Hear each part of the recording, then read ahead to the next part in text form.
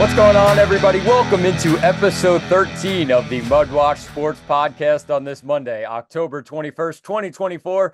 I'm your host, Zach Malamud. Please subscribe below, check out some of my previous episodes, and follow all of my social accounts listed below. We start today with two words, the generational. And that man is Juan Soto, who sent the New York Yankees to the World Series for the first time since 2009. Soto hit a 3-run home run in the 10th inning with 2 outs in Cleveland to take a 5-2 lead against the Cleveland Guardians in Game 5 of the NLCS. And like I said, he sends the Yankees to the World Series. It's the 41st AL pennant for the Yankees in their illustrious history. And Juan Soto just adds to it with a huge moment that will go down with some of the top Yankee home runs in history, arguably the top at bat in Yankees history, just fighting back and forth with Hunter Gaddis and chipping away at foul balls, countless amounts of foul balls that Juan Soto was just able to get locked in the zone and make Hunter Gaddis uncomfortable. Hunter Gaddis for Cleveland, who's been really strong this postseason and has really locked things down most of the time against this Yankees lineup. Juan Soto was absolutely locked in, and he's called the generational for a reason. And what a time, what a moment. The clutch factor of Juan Soto sends the Yankees to the World Series, like I said, for the first time since 2009. And you look at this game overall, the other guy that deserves his praises is Giancarlo Stanton. His 4th home run of the American League Championship Series in 5 games. What a series for Stanton, stepping up when the Yankees needed him most, and another couple of RBIs for him in the series. And what a time to do it, to tie the game at 2 when the Yankees just could not figure anything out that was coming from Tanner Bybee in this one. And credit to Bybee for how well he pitched in this one, but it just got away from him in that 6th inning when Giancarlo Stanton ties the game with the 2-run shot, a no-doubter to left center. At 446 feet, Stanton sent it into the Cleveland night, and the Yankees chipped away at it. Their bullpen looked very strong in this one, as guy after guy came in after Carlos Rodon. Rodon pulled after 4 2/3, and Cleveland was able to get to him a little bit in that 5th inning, add another run on the board. But then the Yankees rely on their bullpen to lock things down, and boy, did they do it. Mark Leiter Jr., a guy who the last 2 nights, some of the biggest outs in Yankee postseason history, he comes in, no doubt about it, and locks things down. And then Tim Hill with an inning and a third. Very strong performance by Hill throughout this postseason. He's been very strong, and a 1.59 ERA. Tim Hill carries into this one. He's been rock solid for the Yankees. And how about Jake Cousins, a guy who didn't pitch too much during this postseason? It was more relied on guys like Tim Hill, Tommy Kahnle, Luke Weaver, Clay Holmes. Jake Cousins comes in, no problem. And the big moment did not matter at all. Jake Cousins really strong. How about 4 strikeouts in an inning and a third? Every out was a strikeout for Cousins, and a really strong performance from him. And then they get an inning out of Weaver in the 9th as they match Clase for the Guardians. And then once the Yankees take the lead with Juan Soto, Luke Weaver comes in, shuts the door, and sends the Yankees to the World Series. So big time as a Yankee fan myself, and just the feeling is a bit different. Obviously, in 2009, I was a very young kid at that time. Don't really remember too much of it. Obviously, remember the celebrations and everything, but this is the real deal. And getting to watch this team and the heartbreak, and all of a sudden it just turns to glory in the end, and finally getting past that hump of the ALCS into the World Series. Obviously, job's not finished for the Yankees. What a remarkable achievement, and this team deserves all the praise they can get.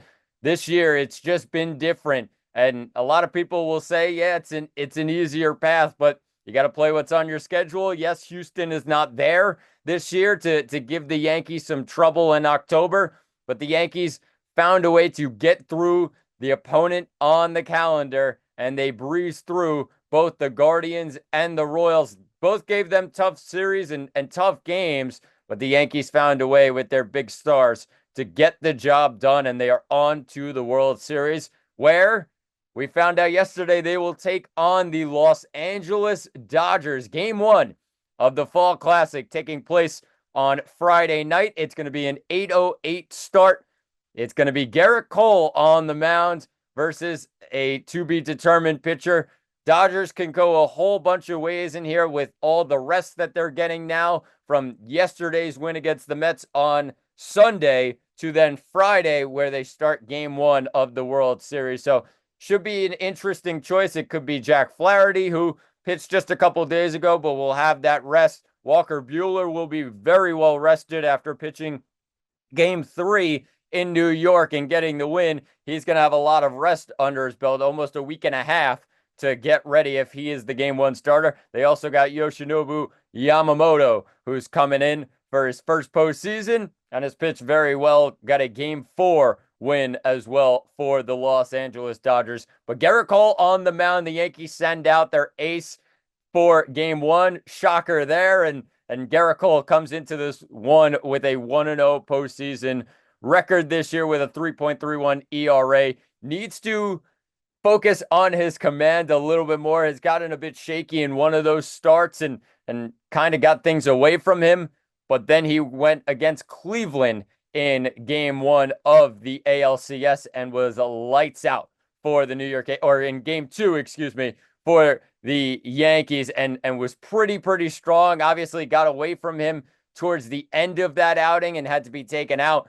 But overall, the Yankees relying on their ace, just getting the job done. He has a win already in the postseason, like I mentioned.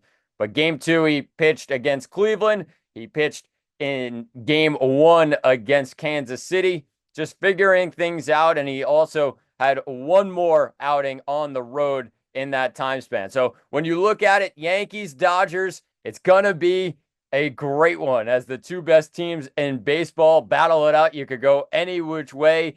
Judge versus Ohtani. You got Soto and Betts. You got the pitchers who have been really strong. You got the bullpens who have been some of the best in the MLB, especially this postseason. Should be a good one. And the Yankees will get a test as they go on the road, which they've actually played a lot better. Mentioned that before. They've played so much better on the road than they really have at home this year. And that should be interesting heading into Games 1 and 2 in Los Angeles. We'll talk about that in a couple days. But the Yankees move on to the World Series for the first time since '09, take on the Dodgers in the Fall Classic on Friday.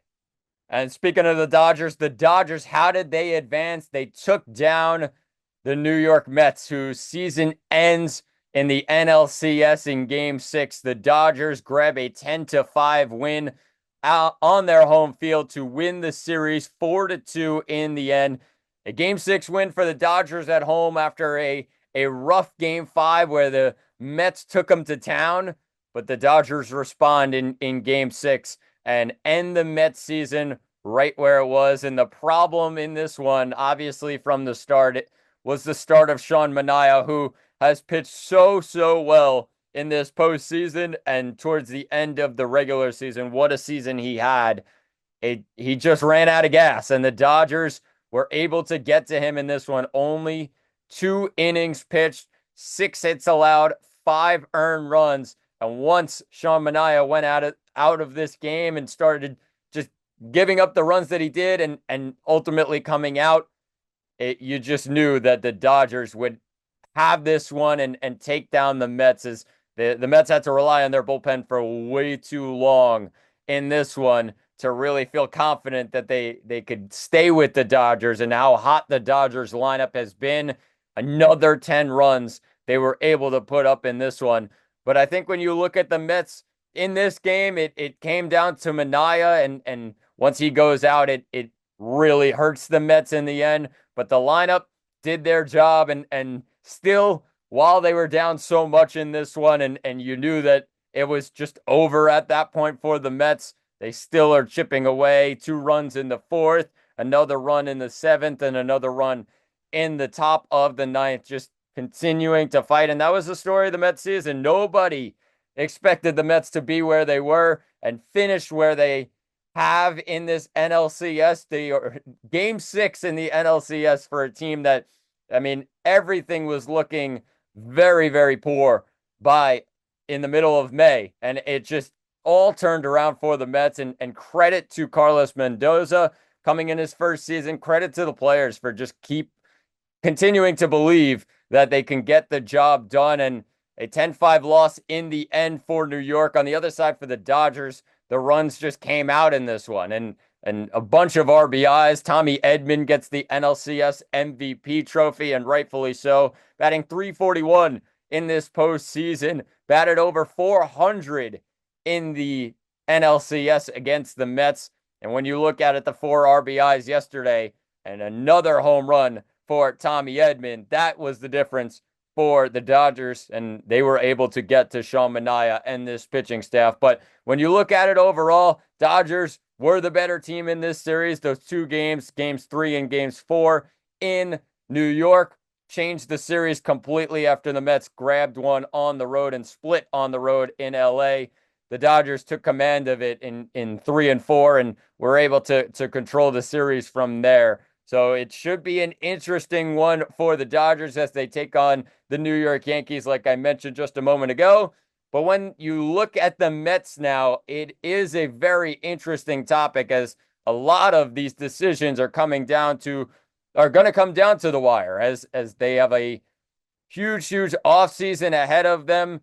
Pete Alonso, the main guy, will be a free agent heading into this year, and it's a question of, are they going to pay Alonso? Some fans wanted to throw him away and get him out of New York. Some fans still want him to return.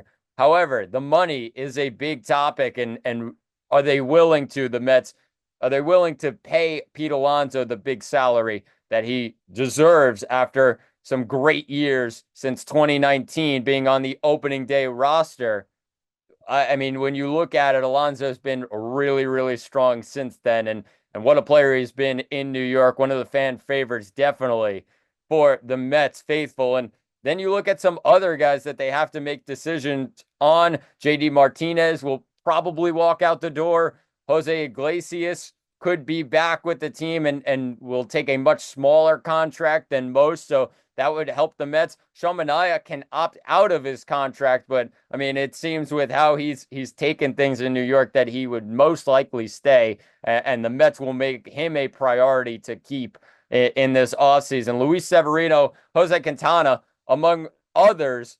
I mean, those 2 guys, Severino and Quintana, have been really strong in this postseason, been really strong towards the end of September. I mean, just throughout this season, Severino and Quintana, guys who really you didn't expect to be as strong, they really stepped up this postseason and the end of the regular season to be really huge factors in this Mets pitching staff. Should be interesting if the Mets go to keep them as well. A lot of guys on the market as well, and it'll sure be interesting. Obviously, the big one is Juan Soto, but the battle of New York there is he going to stay with the Yankees, or is he going to go with the Mets? Obviously, it's going to come down to the money as well as the winning mentality of Juan Soto, and we'll see what happens with that one. But Mets have a lot of names on their radar, and rightfully so, a lot of money to step out for Steve Cohen, the owner, and they should have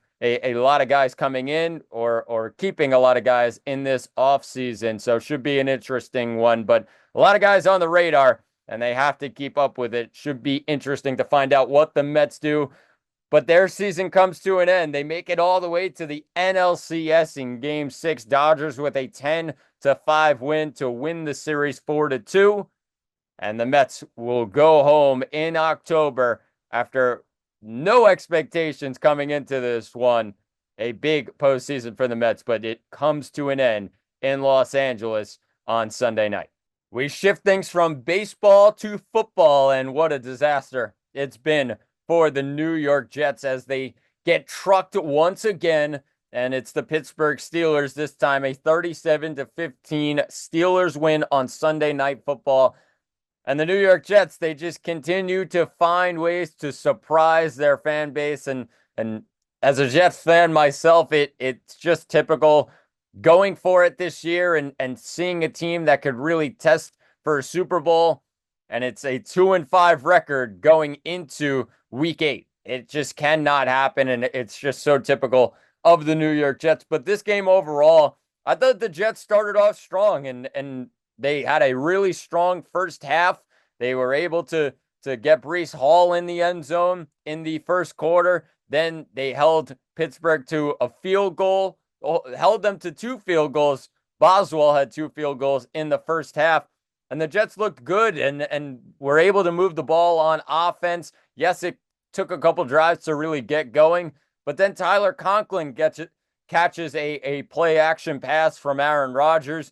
Jets get the 2-point conversion as well. A 15-6 lead, and you're saying, wow, all right, we look really good for the Jets, and saying, yeah, all right, this could be a continuing run for the Jets, and is this just the start? And sure enough, the second half, one of the worst that you'll see for the New York Jets, is they absolutely let Russell Wilson and the Steelers offense go to town on them. The Jets offense themselves, absolutely non-existent, 0 points in the second half.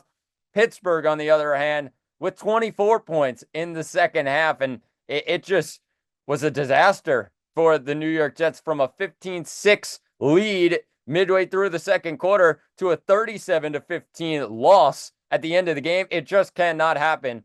But when you look at this game overall, I think the story in this one was turnovers. Once again, Aaron Rodgers, as much as we say how secure Aaron Rodgers has been with the ball throughout his career, I feel like this year it's just changed for him. And yes, there's some plays where it could be on the receiver more than Rodgers, but the first interception was clearly on Rodgers. Throws it behind Garrett Wilson into triple coverage, an easy pick for a defense like the Pittsburgh Steelers, and Ben Bishop, who was really strong in this one. Then you also look at the next one where he throws it to Garrett Wilson. It was a perfect throw in the end. However, it got a tip on it, and it just cannot get a tip on it if you're Aaron Rodgers. I understand that, yeah, he put it in a really good window, but he did put it in the defender's reach, so it wasn't a perfect throw in the end. It was a really good throw where if Garrett Wilson just moves his hands a little bit, he gets to it. But in the end, it's the turnovers that really destroyed the game for the Jets. And that second one led to a interception return down to the 1-yard line, an easy score for Pittsburgh. I mean, when you look at it for the Jets, 24 of 39 for Aaron Rodgers, 276, 1 touchdown, 2 picks. You say, all right, that's a good stat line with 276, and a touchdown. Maybe you're expecting a little bit more, but the 2 interceptions are what stand out from Aaron Rodgers, and a team that really likes to rely on their run game to kind of set the tone as well. Breece Hall, only 12 carries for 38 yards. Breece Hall was very involved in the passing game, but that was really it. Braylon Allen, only 2 carries in this one. So the Jets are going pass heavy, but they need to be stronger, and they need to protect the ball more if they're going to be pass heavy. You're going up against a Pittsburgh defense, arguably the best in the NFL over the last 5 years or so. And then when you look at Russell Wilson on the other side, it looked ugly in the first half. However, he didn't turn the ball over, and that was the key. No interceptions, no fumbles for Pittsburgh. Jets unable on defense to force turnovers. And Najee Harris is able to go to town, 102 yards and a touchdown. You also have Russell Wilson getting in the end zone on a QB sneak. And then 2 passing touchdowns for Russell Wilson in the end. That it just seems like Pittsburgh has it all figured out. And even after the benching of Justin Fields for Russell Wilson, no problem. And this team is rolling, and credit to Pittsburgh for their performance on Sunday night. But it is hard times to be a Jet fan, as Aaron Rodgers again with another loss at quarterback, and 2-5 record for the Jets. They're 1-3 on the road this year, and they sit in a bad division of the AFC East, where Buffalo is just going to town on everybody. Everybody else is losing. Jets, Dolphins, as well as the Patriots, and they all sit at the bottom as Buffalo just trouncing everybody in the division. And it's just hard times for the Jets, and they have to figure things out. The positives, Davante Adams is there, and he got 9 targets in the end, but there was only 3 receptions from those 9 targets. So a bit of rust from those two, Aaron Rodgers and Davante Adams. I'm sure they'll figure it out. But the Jets' big thing now is just racking up wins. Racking up wins any way you can. They play the Patriots, then the Texans, the Cardinals, Colts, and Seahawks. Those next 5 games are winnable games. You should probably go 4-1 in those 5 games if you're the Jets. Seahawks are at home. Colts are at home. They're at the Cardinals. Those 3 games they should win. Texans is a little bit much with how well C.J. Stroud and especially the Houston defense has played recently. I mean, that's going to be a hard one for the Jets to win, but they are at home, and it's on primetime, so it should be interesting if they win that. But then you look at the Patriots one, that's an easy one for next week, and they just got to get back to the drawing board and rely on those top guys. And they need to trust Aaron Rodgers, but he's been hard to trust, and I think that's a huge problem for the Jets so far this season. But the Jets take a 37-15 loss to the Pittsburgh Steelers on Sunday Night Football. They fall to 2-5 on the year, and it's only up from here for the New York Jets as they travel to New England next week, and we'll talk about that later in this week. And it doesn't get much easier on the other side of MetLife as the New York Giants lost 28-3 in a trouncing to the Philadelphia Eagles on Sunday. And the story of this one was Saquon Barkley and his return to MetLife Stadium and his return to the Giants faithful. And they did not treat him very nicely in this one. And he took that as motivation in the end as he just completely ran through this Giants defense. 17 carries, 176 yards, and a touchdown for Saquon Barkley in his return against the New York Giants. And the story of this one overall was just the Giants offense being non-existent, the Eagles offense just doing enough and getting the job done, minus Saquon Barkley, who did pretty much everything he could here. Jalen Hurts didn't have to do much. Only 14 passing attempts, 10 completions. He was 10 of 14 for 114 yards. That's it. And 1 touchdown. The 1 touchdown going a deep ball to A.J. Brown in the middle of the second quarter. But when you look at it overall, Saquon was the story here. They relied on him, and this game was really just out of hand by the middle of the third quarter into the fourth quarter. And Philly was able to take it easy from there. They were able to rest Saquon Barkley and allow Kenny Pickett to come into the game at one point, allow Kenneth Gainwell to get some carries out of the backfield. I think the story for the Giants was how bad their offense was, though. This game could have been closer if the Giants did anything on offense. They couldn't find it. Daniel Jones, 14 of 21, 99 yards, no touchdowns, no interceptions. But the biggest story, 7 sacks. He had no time in the pocket. The offensive line was completely depleted after Andrew Thomas goes out for the year with a Lisfranc injury. I mean, it looked like one guy goes out and the entire rest of the line implodes. And that's what happened as Philly with 7 sacks, like I mentioned, on Daniel Jones. They got another sack when Drew Lock came into the game in the fourth quarter. But the running game, non-existent. 6 carries, 23 yards for Tyrone Tracy. 5 carries for 18 yards for Devin Singletary.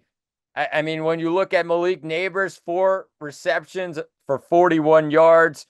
He had 8 targets, but the Giants just were not on the same page on offense. Wan'Dale Robinson led the team in catches, 6 receptions for only 23 yards. And I mean, that's not going to win you a football game. That's not going to win you any game, to be honest, as the Giants really could not figure anything out on offense. And credit to the Eagles defense for completely swallowing Daniel Jones in the pocket and not giving him anything. And Daniel Jones will be the starter next week for the Giants, as it was announced today. by Coach Brian Dable.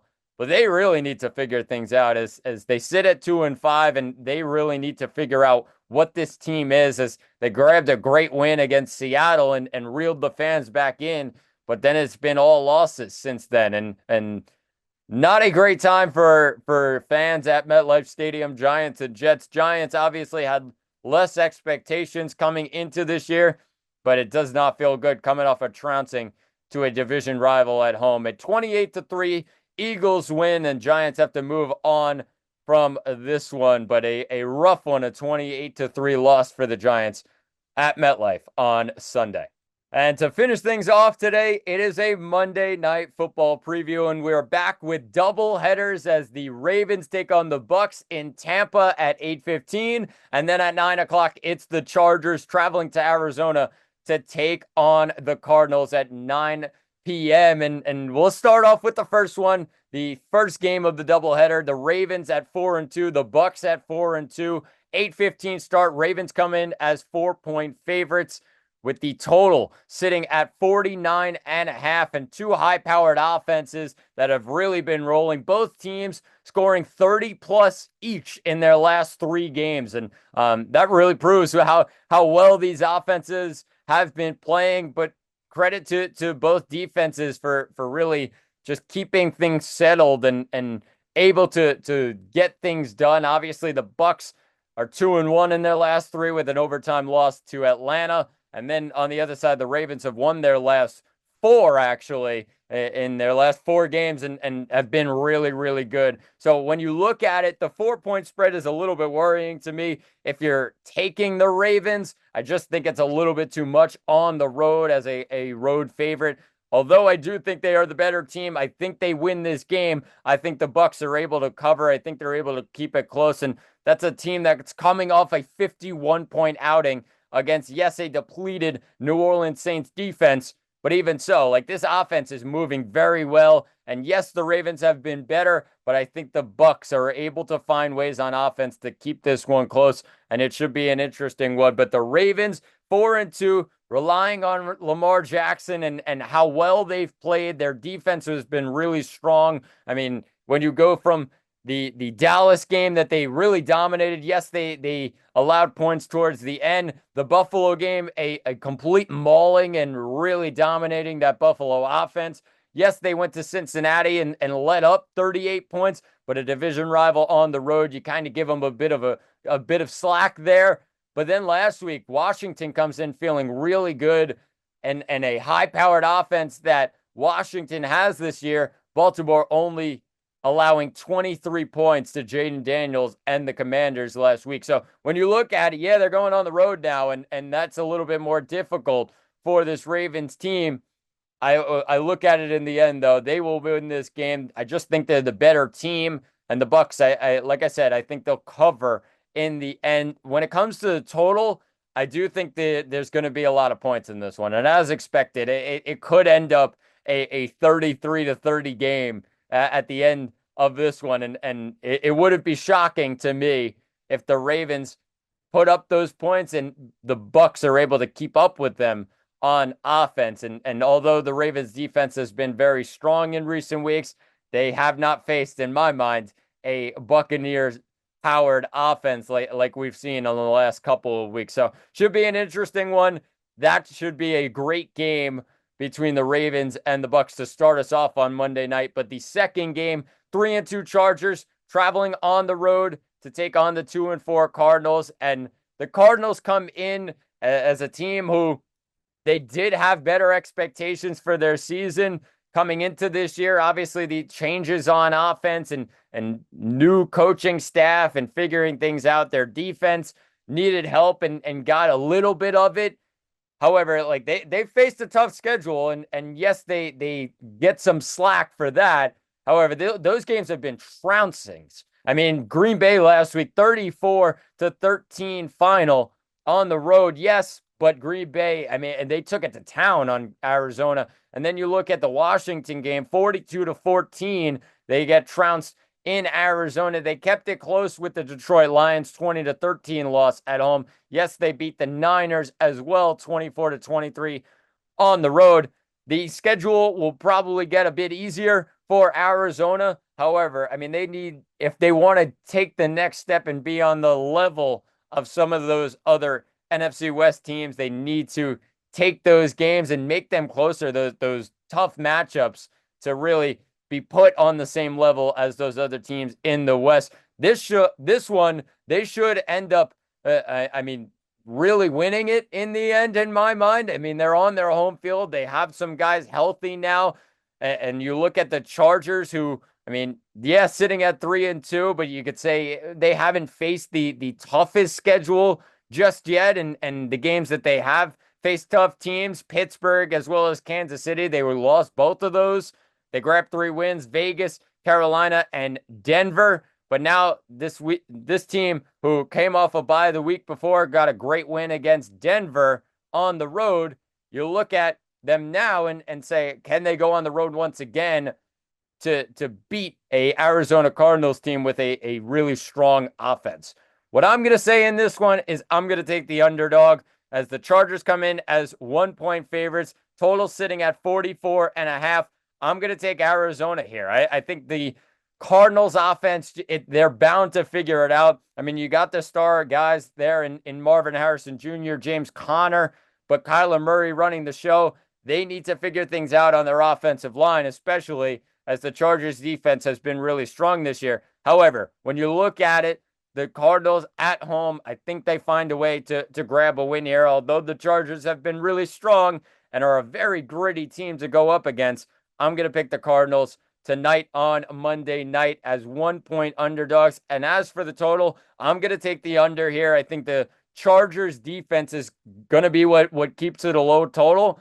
However, I don't know how much the Chargers will be able to put up on offense. I understand that Justin Herbert and J.K. Dobbins, this team's been pretty strong on offense. I just don't know if they can consistently do it week after week. And I think Justin Herbert, when you look at it, it's been banged up so far this year. I do think the Cardinals at home have some motivation to get to Justin Herbert and get behind that tough offensive line and figure things out this week at home. So the Cardinals, I'm picking them to win. I think even though they're an underdog, I would prefer to pick the Cardinals on their home field, and I'm going with the under as well at 44.5. But that'll do it for episode 13 of the MudWatch Sports Podcast. Please subscribe below. I've been Zach Malamud. Thanks for watching, and talk to you all on Wednesday.